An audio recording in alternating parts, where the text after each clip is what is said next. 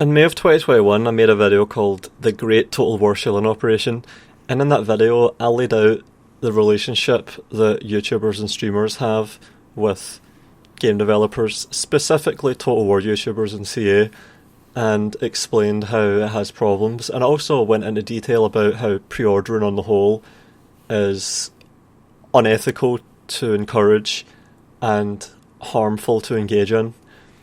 And here we are, nearly a year later, Warhammer 3 has come out, and it is getting panned quite hard for a lot of different reasons. Player counts are down in record amounts. I think the player drop-off has been even worse than Thrones of Britannia. I think we went under 10,000 concurrent players for Warhammer 3 for the first time ever a few days ago. And that's the first time the most played Total War game, the current most played Total War game, has been under 10,000 players in some amount of time. So things are just looking pretty bad in general. And this video has been pretty well vindicated, I have to say. And this is going to be a follow-up to this video. A few days ago, about a week ago, Milkor made a poll on his channel, which I thought was interesting. I liked this poll. And he said, Total War partnered YouTubers really need to form a union and get rid of rules around not being able to share an opinion until a certain date, usually the day before release. Those are the types of limitations that CA should pay for as sponsorships, not force onto creators before they join. Also, band together and prevent people from being dropped for minor mistakes is also a must. Join forces together, appear stronger, and then push through a few demands that better the experience for yourselves in the community. And he's made a poll to see if people agree, and I was really surprised, because I thought that the Total War fan base is pretty naive and silly, and maybe even right-wing, but we have 87% in favour, but at the same time, they are a subset that might have a bit more insight into the problems with this kind of dynamic that we have at the moment, seeing as Milkor has been through his fair share of bullshit from CA with Rome Remastered. So maybe that smartened them up a little bit. Maybe their eyes have been opened and that's why this number is so high. But this is encouraging. And in addition to this poll, I saw some clips of other Total War YouTubers, Republic of Play and Legend of Total War, talking about this same kind of thing, embargoes, and how they're essentially just being exploited. So in light of all that, I put together something to analyse and give my thoughts on this whole thing, to try and explain it and make it more clear, because if people are going to be making polls that have such good results, and if YouTubers are going to be talking candidly about this subject finally, then I'm going to chip into with what I think. So first of all, early access and embargo programs, what do game devs or publishers get out of it? So the first thing that they get, the most important thing that they get, is a completely free source of extremely targeted and timely marketing campaigns, maybe even a highly reliable one, especially if the YouTuber is closely controlled and intensively managed, and especially if the YouTuber is trying to make a business out of YouTube during all of this. So you have YouTubers that are eager to turn this into a business, they're enthusiastic, they take this seriously, they have a business mindset that they approach YouTube with, and then you have CA, who is eager to take advantage of that and try to have them market efficiently. So both parties are incentivized to get together and have some kind of an arrangement, and that culminates in a completely free source of extremely targeted and timely marketing campaigns, which is what it ultimately comes down to. They would usually have to pay a hell of a lot of money to get their ads to show up on search engines or YouTube ads or billboards or anywhere. Marketing and advertising is expensive. It costs a lot of money and it brings in a lot of money. Marketing is regrettably really important. So if you can have YouTubers doing your marketing for free, that is a massive overhead that you can reduce. So they're incentivized to do that, and this is what they get out of these kinds of programs. First of all, cannot possibly understate how important this is. This is what motivates all of this. This is the fuel for this entire shit show of a situation. Second thing they get out of these programs is the freedom to choose who gets to be doing the free marketing according to their own private criteria, and the freedom to tier them into additional subgroups as they might desire, factoring for size of audience and track record for reliability and problem-free compliance. This is when they're no longer just giving out keys early to people and saying do what you want. This is when they're starting to become hands-on, when they have people that they can actually pay to do this stuff. They've decided that this is important enough that it's worth paying attention to it to this extent, to actually micromanage the whole enterprise. Another thing that they get, if they wish to even avail of it, which is secondary, tertiary, is a free early warning system for problems with the game. Given lead time on launch, YouTubers are essentially serving as a free specialist expert QA if needed.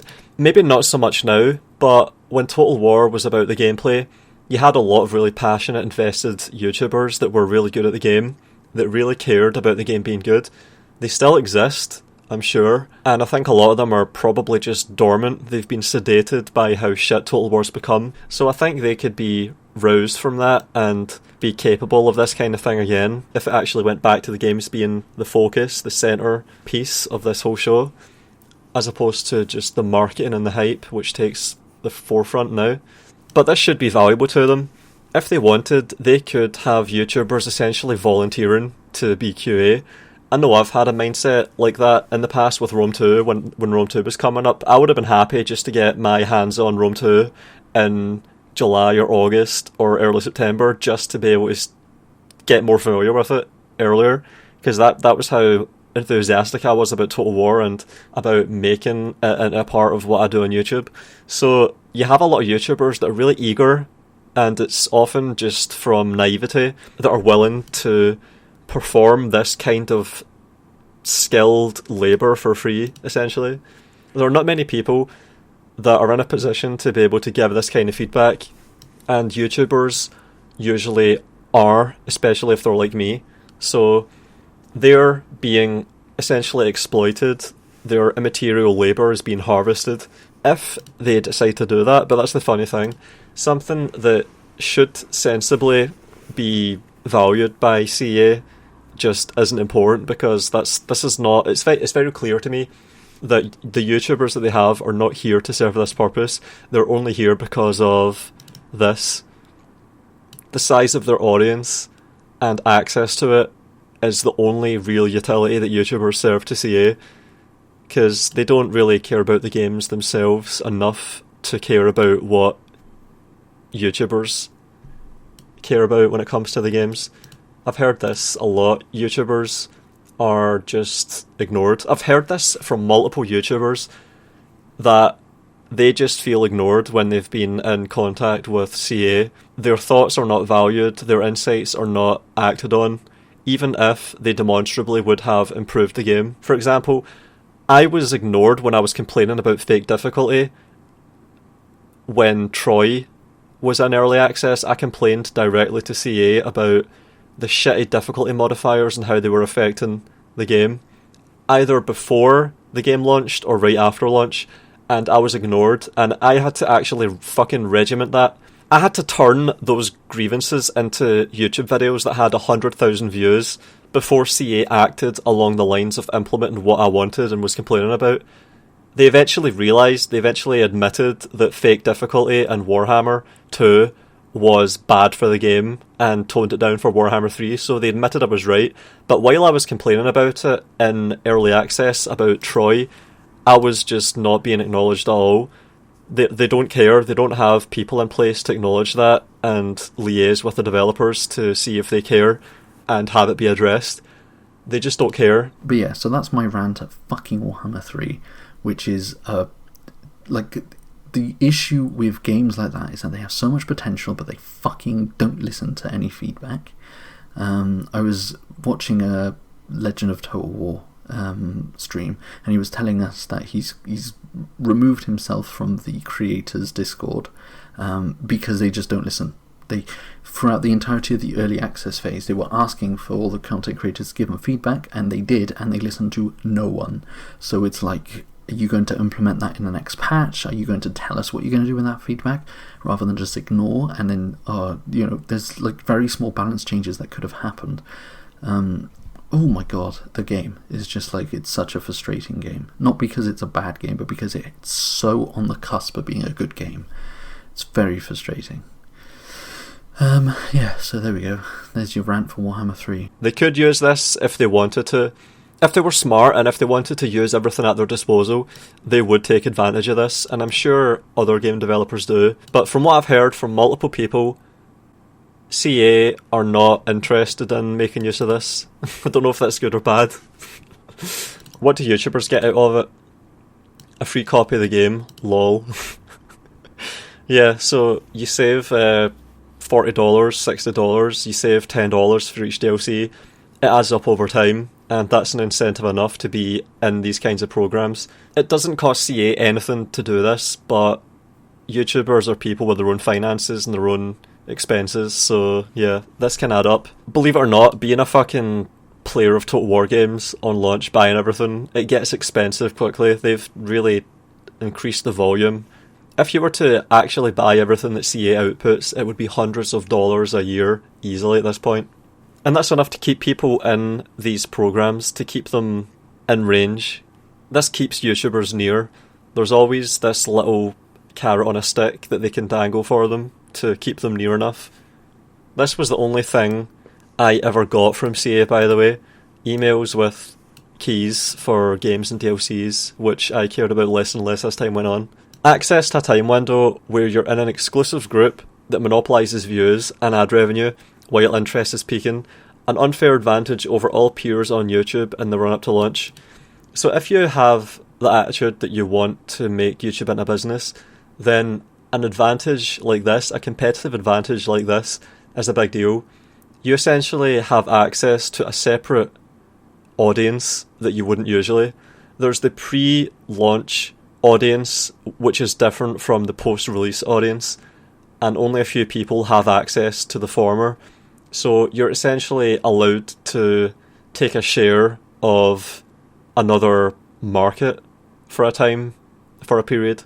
And this is a really lucrative period because the views are abundant and not many people are competing for them. So you can take a surprisingly big slice of a really big pie during that small time period. You don't have to fight for your views and your ad revenue as hard during this period. So if you want to make YouTube into a business and you want it to be efficient, if you wanted to actually be a shillfluencer efficiently, you would try and have almost none of your work and effort occur after launch. You would cram really hard, like the night before an exam, during the few weeks or months before launch, and then you would just dip right the fuck out as soon as the game launches. And I think you can expect to see that pattern if you look at shillfluencers that are attempting to just make a business out of doing YouTube. If people were motivated by passion, then that would be expressed all year round, year in, year out. But if you are a shillfluencer, then you're going to just work really hard when it pays off most in the few months before launch, and then you're going to just sort of be relaxed about it after launch. Not to mention the fact that you can get really lucrative sponsorships when your views are really high, which they would be during this early access period. So this is really lucrative. This is something that YouTubers should want if they are going to be motivated by views and money and not good games. And also I should add, eventually it gets to the point where almost everyone is included in these programs and only a very select few are omitted, to the effect that it becomes mostly exclusionary as opposed to a privileged position of opportunity. Eventually it gets to the point where you see small channels that are in early access and that still get basically no views, and that's because all they are included in is a group where a select few are cut out. So inclusion into these groups can become almost an expected formality, where all you've managed to do is not be blacklisted. And here's the next thing. An unfair head start on planning and anticipation. Regular YouTubers get access on launch day like everyone else and are way behind, while you've already got the whole day or week planned out. So it can be really frantic if you're a YouTuber and your big thing has rolled around. If you've been waiting for this for fucking months and then it finally comes along, you can be stuck not knowing what to do. You've got so many things that you can try out, so many ideas that you have to try and prioritise and act on. So if someone has had weeks where they've been embargoed and they could just plan everything out and regiment everything in advance, then they're going to have a big advantage over you. If you're just some casual YouTuber that buys the game on launch and is just trying to find your way, you're going to be pretty much locked out. So this can really make a difference. Even if they don't do anything with their early access, the fact that they had time that you don't can make a big difference. You have to cram while they could just stroll their way through the months before launch. Alright, the next thing that YouTubers get out of this is a familiarity advantage with the game. Unless just a talking head grifter YouTuber, only really valued by competitive gameplay focused power gaming YouTubers, rare in Total War, and it assists in the weeks and even months post-launch.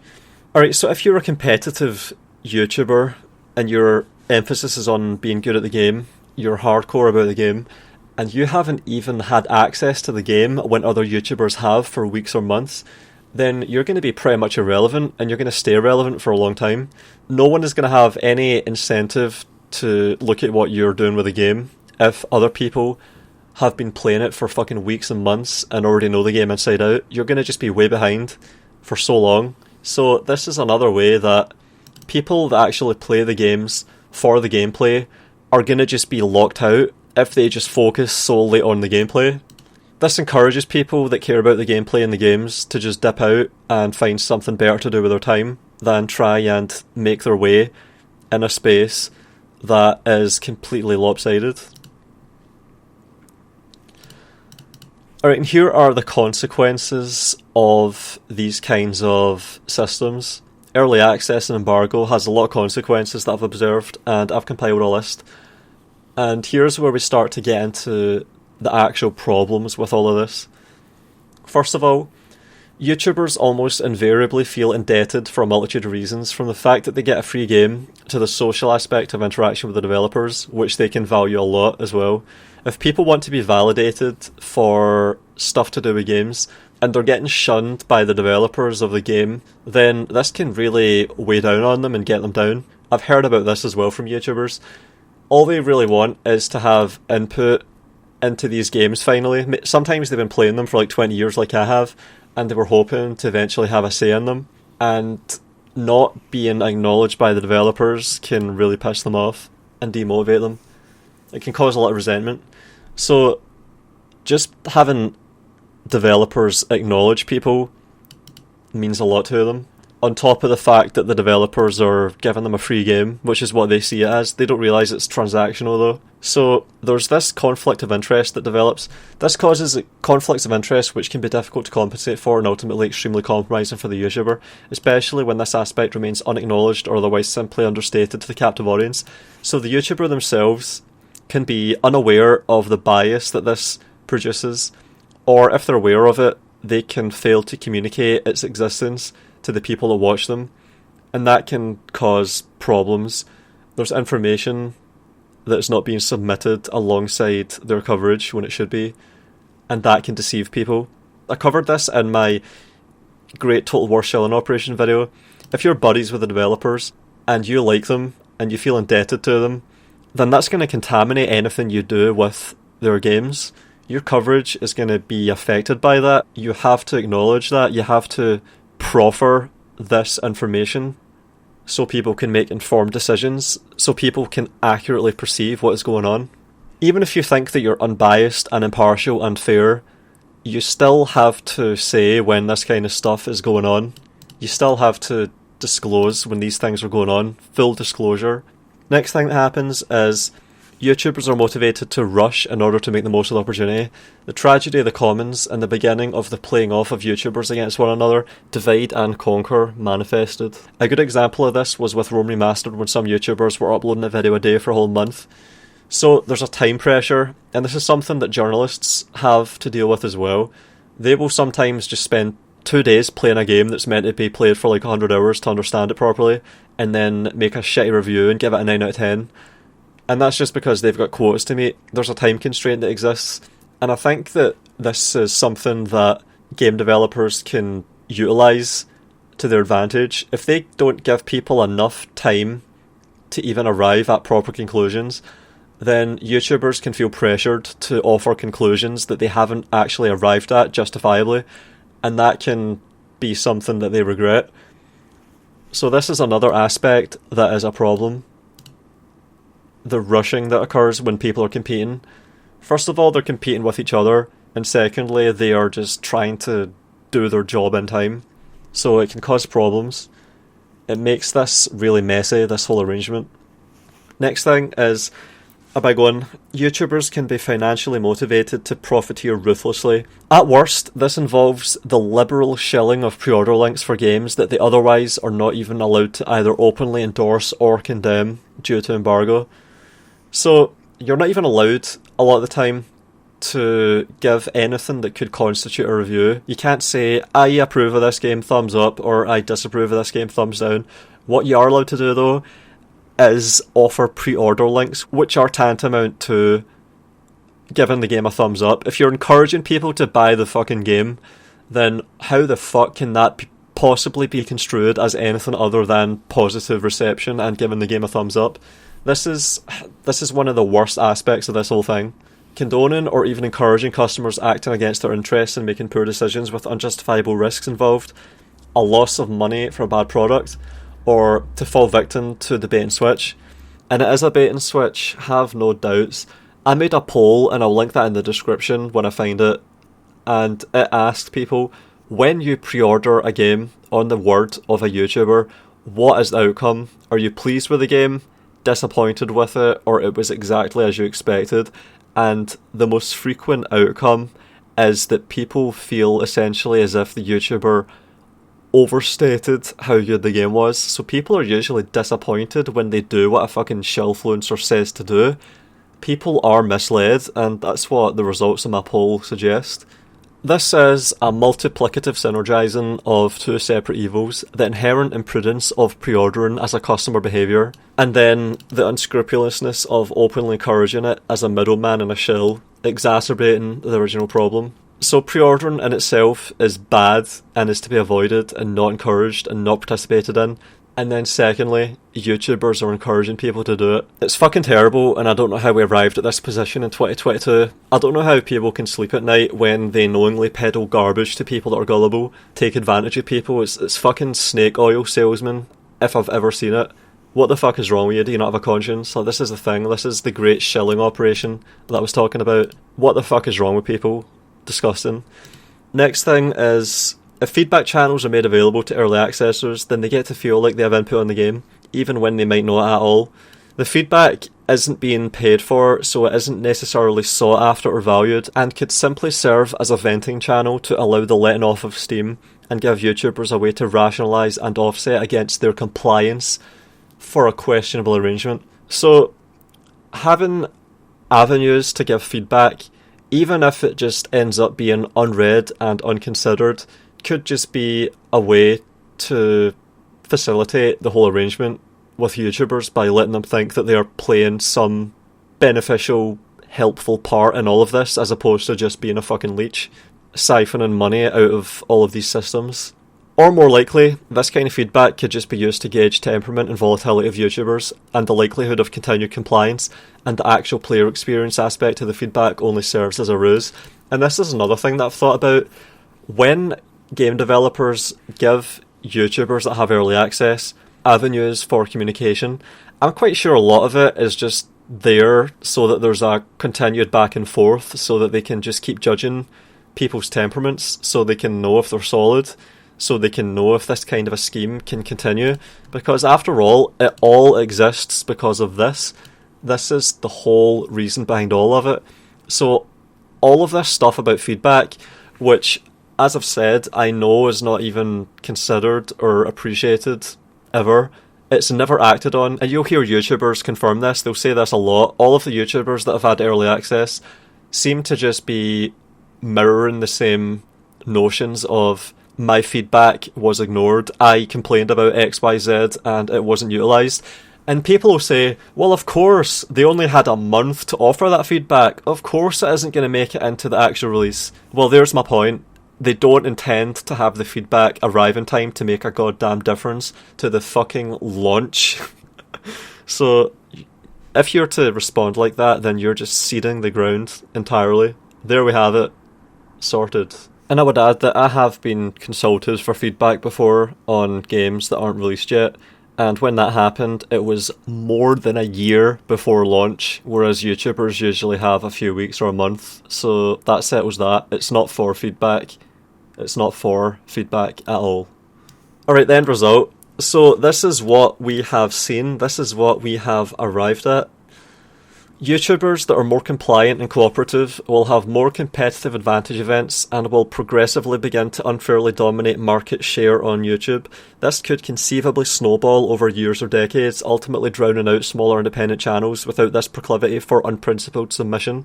And at the same time, tiny channels can just appear out of nowhere and meteorically rise to the size of YouTubers that have been hard at work earning an honest subscription here and there, sometimes for years. And I think we've seen some of this as well. This is a phenomenon that I think we have to an extent observed.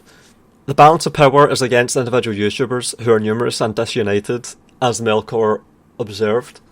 So YouTubers that resist can be progressively cowed for compliance, and if that fails, ultimately being discarded. We have seen blatantly efforted manipulation of this nature be explicitly confirmed before.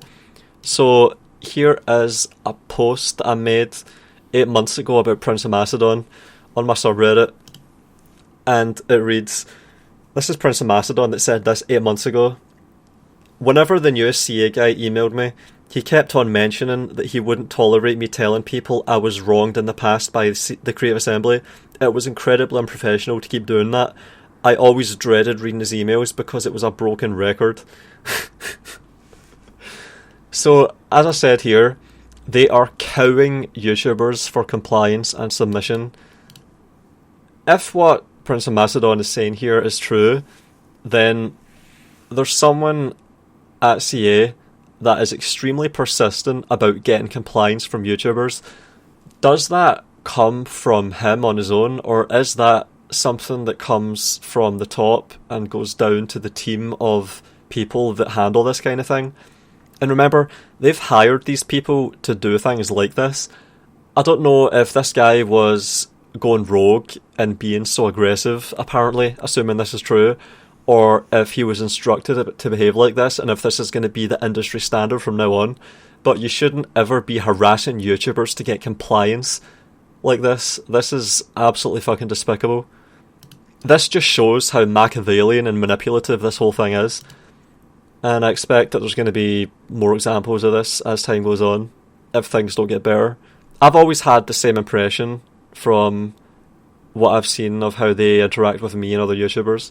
That was always the impression I got, that they're just there to do a job and be as ruthless as possible, and they don't give a fuck about anything else. Next thing, YouTubers who are more willing to engage in baseless hyping will have more success with shilling pre-order links as part of their unethical pre-order advocacy behaviour, or will simply be more grifty with their video titles and thumbnails. YouTubers will be incentivised to snowball the hype and the marketing efforts of the company, in effect becoming an extension of the marketing apparatus, an unpaid marketing employee with their platform effectively hijacked and audience subsumed. So as YouTubers forfeit their principles and integrity and care less and less about the games because the games get worse and worse, they will come to rely more and more on these cancerous aspects and dynamics in order to stay afloat, to keep their neck above the water. So it's going to be a cycle, a vicious cycle. Once you drink from this poisoned chalice, you are going to have a hard time abstaining from it in the future. You have to just avoid this, not touch it. It'll be a vicious cycle where the developers are incentivized to rely more on hyping and less on making good games, and where the YouTubers are going to rely more and more on hyping and marketing and less on the games, and they'll just have a feedback loop of accelerating the decline. And I think we've seen that to an extent as well. The marketing has been really heavy recently. Alright, next thing. YouTubers that don't meet the undisclosed criteria of the company will become disillusioned at the unfair treatment and leave the marketing conversation. We probably saw this happen most transparently with Admiral Price. who ultimately shat on CA and dipped after spending months becoming more and more contentious as I shifted the averting window he attempted to flexibly operate within. So this is a really interesting aspect to me. I already dipped out of Total War for 5 years because I thought it was hopeless back in 2014, and I came back in 2019 out of curiosity. And I think that's something similar to what happened with Admiral Price, because a lot of YouTubers dipped out back in 2013 or 2014 after Rome 2. A lot of them just left, and for some of them, Warhammer was the excuse to come back and try to cash in from what they know and understand, Total War. Warhammer is like a Total War light that is easily accessible. It's like a Total War game for babies. So if you've spent years spending a lot of time and effort getting views in a really difficult market like Shogun 2 or Rome 2, when Warhammer comes along and it's like a Total War game that's made for babies, it's really easy to get views, the games are really easy to understand, then a lot of them will be incentivized to come back for that. I think I'm probably a bit of an aberration in the sense that I came back for the games thinking that they'd improved. I don't think that's normal. I think everyone comes back knowing the games are shit, just that they can profit off of them. And I think Admiral Price, even if he didn't think they were shit at first, which I have reason to believe he did, eventually he ended up just seeing that that was going to be what would happen. He dipped out after realising that the realism that I was presenting was going to ultimately win. He's a good example of what happens when you try and take the devil's advocate position of trying to say that CA are actually good and that the games might be good. Over time you just get ground down by all the evidence to the contrary and dip out. In the short term, what that will look like is YouTubers saying games are good in the early access and the pre-release, and then doing a complete 180 and saying they suck and fuck CA after launch. And I think we've seen that as well, to an extent. Needless to say, people will notice that and it'll become really embarrassing in the long term. It's not sustainable. And in this particular case, he tried to play both sides a bit. He tried to keep his nose up CA's ass enough that he would get benefits from it, but he also tried to adopt a bit of a realism approach to his critique, and neither aspect aged well, and he ended up just in the middle with no ground and dipped out, and he shat on CA when he did it, which was funny. So that's what happens. If you're going to try and be a dissident or deviate, you will have a hard time sticking around, and you'll just make way for people that will be happy to shill unconditionally. And I think we've seen that happen already, even just in the span of 2 years. All the people that were a little bit dodgy, a little bit critical, questioning, they seem to have just dropped off. Next thing, games will sell progressively more on the back of how well they can be marketed by YouTubers for free, further reducing the emphasis on the gameplay itself as the early access market begins to represent more and more of the sales generated. And I think I described this process 10 months ago. So this was just after Rome Remastered came out, and we saw a lot of really heavy shilling that happened from shillfluencers for Rome Remastered. Rome Remastered has been completely dropped, and all of the shilling that happened in the lead up to launch aged really poorly. And I described the process here, the stages. So here's what happens when a game franchise is dying. 1, the games get worse. 2, YouTubers notice the reduced viewer interest in the bad games and become desperate for new means to get replacement views and revenue. 3, YouTubers become more open to unethical shilling behaviours, which involves falsely talking up the worsening games and being more reliant on marketing set pieces and on empty hype from developers and publishers. They reduce the reliance and interest in good games. 4, games that were bad before and wouldn't have sold can now sell well or even better than ever before. 5, the cycle repeats and the decline accelerates. So just with those 5 points, I think I encapsulated how there can be a cyclical aspect to this whole thing, and that was just after Rome Remastered. Alright, next thing. Inauthentic coverage provided before launch contributes to creating a post-release inertia as video and stream watchers uncritically assimilate what they've heard. No opposing viewpoint exists, and they become mouthpieces for the same inauthenticity. A smokescreen that takes a while to clear will continue to deceive people long after launch, as residual positive dispositions take time to disperse and make way for the reality, which gradually dawns on people. So you have the first-hand misinformation from the shillfluencer coverage, which might even be intended to be deceptive if they want to get that sweet, sweet pre-order link affiliate commission.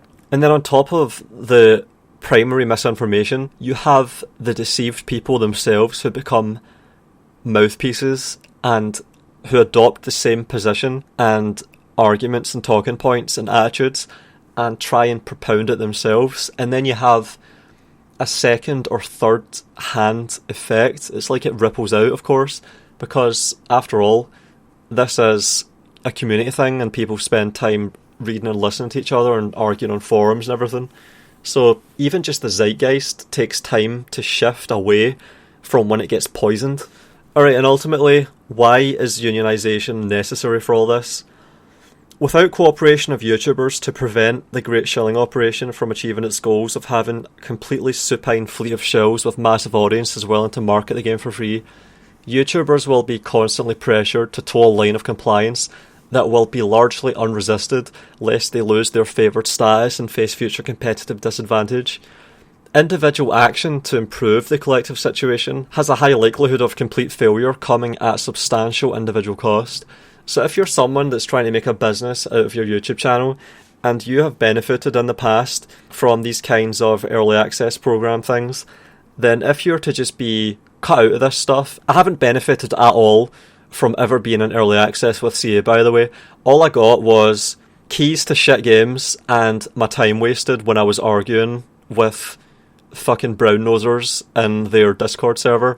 I got absolutely nothing out of early access, and I don't want early access. I want to make that absolutely fucking clear. I don't ever want to have early access where I have rules placed on what I can say.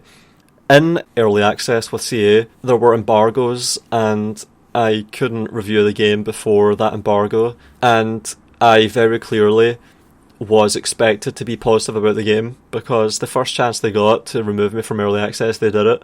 So it was like a carrot and stick approach that they employed, as I've covered in my Great Shilling Operation video.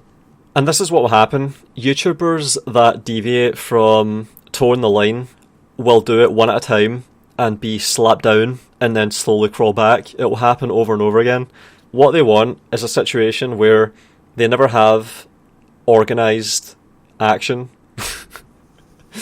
where they never have actual organisation. If people just object one at a time, then they can handle it. If everyone objects at the same time, then they have a problem. Simple as that. On the other hand, if a YouTuber complains one at a time, he gets fucked. If YouTubers complain all at the same time, then they can't just dish out punishments to everyone. That would be suicidal and self-destructive as fuck. So this is how it has to be. If people are going to complain to CA about something, they have to all do it together at the same time, in force, and be unified. They can't just do it one at a time whenever they get their balls up and want to step into the spotlight. They have to be consistent and persistent and all object together. YouTubers, if they're going to be marketing the game, should either be a part of a union that can negotiate fair fees for them, which they can then disclose receipt of to their captive audience, in the interest of full disclosure for properly informed customer decision making, or else given the game for free and without condition in the hope that they like the game and are willing to cover it purely on its merits and without conditions attached. I had this kind of an experience recently with a game called Nebulous Fleet Command. That's an interesting game that I might eventually make videos of.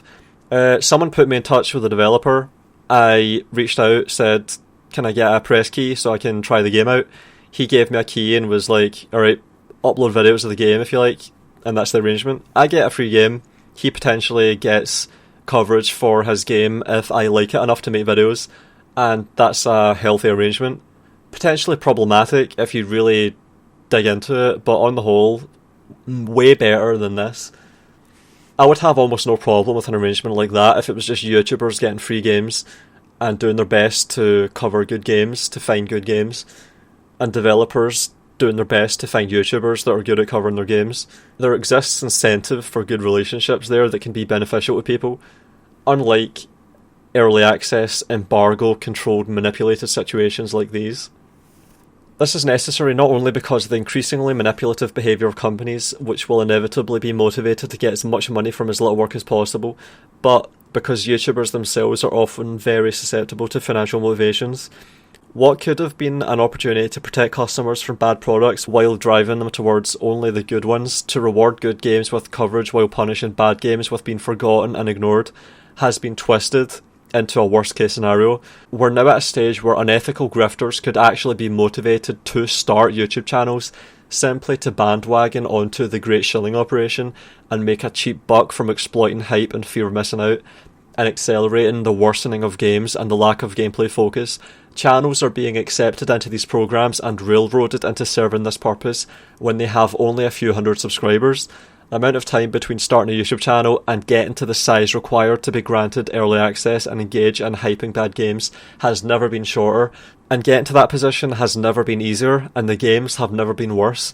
A fully unionised community of YouTubers or streamers availing of their expertise and insight could be pooling their different skill sets and knowledge bases to vet Total War games before they even launch, potentially even assisting in ensuring and raising quality with their feedback.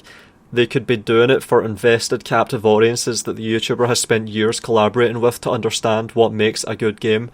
There could be trust well earned by unimpugned YouTubers that have never before endured the humiliation of mass encouraging people to buy shit games with trainwreck launches. And these trustworthy YouTubers could be communicating effectively without restrictive embargoes muddying the waters for everyone, so it could be easier than ever for an attentive audience to perceive good work well done by game developers, which would incentivise good games to be made, which, as I've always said, is the one thing that matters above all else to everyone. Easy to see how things could be better, difficult to see how they could be any worse. To sum up 40 minutes into a few sentences at most, YouTubers are doing something for a measly $60 that is worth to the other party thousands, sometimes even tens of thousands, or maybe even hundreds of thousands. And the thing that they're doing is very harmful. They encourage harmful practices and dynamics to exist, and they naively just facilitate all of it by going with the flow, and it's not good enough. So that about sums it up. I think I've analysed all of the aspects that are immediately intuitive to me for this whole thing. This is my initial thoughts. I might think about this more and add on to this, but for now I think this does a good job of covering it. So how would all this work? You'd have to nominate someone to represent the YouTubers, just like CA have nominated someone to represent their interests. At the moment, YouTubers don't have anyone representing their interests. Could they manage to do that? Who knows? Who knows if they'll manage to do that? If they do, then we can maybe have a little bit of hope in an otherwise pretty bleak situation at this point.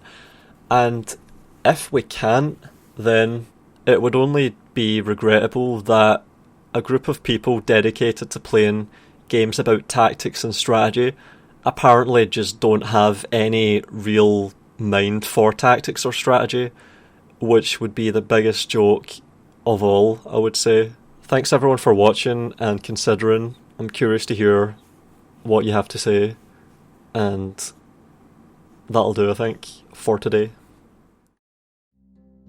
If you value my work and wish to show your support, I have a Patreon page. Special thanks to Matteo Olivetti, Nerdington, the Roddy451 and Halcyon.